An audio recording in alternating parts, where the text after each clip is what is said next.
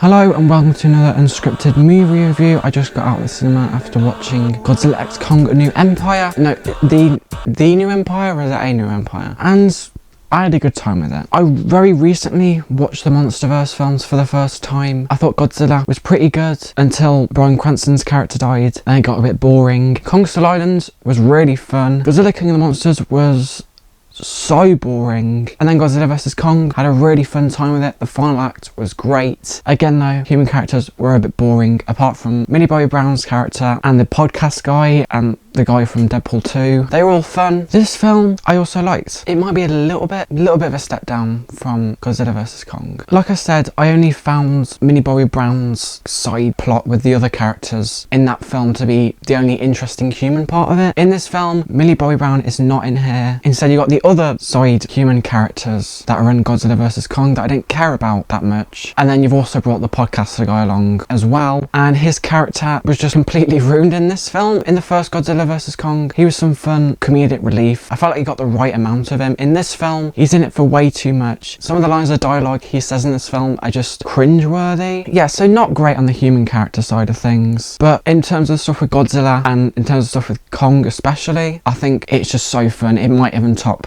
Godzilla versus Kong. I just love the stuff with Kong on it's not Middle Earth. Middle Earth is Lord of the Rings. I like that environment. I like how it's explored in this film with all these different like realms in there, with all these different creatures. And Kong was just so fun in this film. He gets some really great fights. I just love when he's swinging the baby gorilla around and hitting all the people with the baby gorilla. It's so fun. I also like Godzilla and Kong working together at the end. It's kind of nice seeing them together to take down a bigger, badder guy. The editing's not great when it comes to the fights. It's a little bit all over the place and you can't see much sometimes, but when you get those like big epic shots of them battling, it's so cool. I do think the pacing was a little bit dodgy. My last review, Dune, I said that the pacing was so good and I wasn't even expecting the film to end as soon as it did for a 3-hour film. This film is under 2 hours and I felt the length. Maybe it's the human characters. I do think some shots are held on for too long. There's some shots of these like big bad monsters and it cuts to like 3 different angles of them. Like it does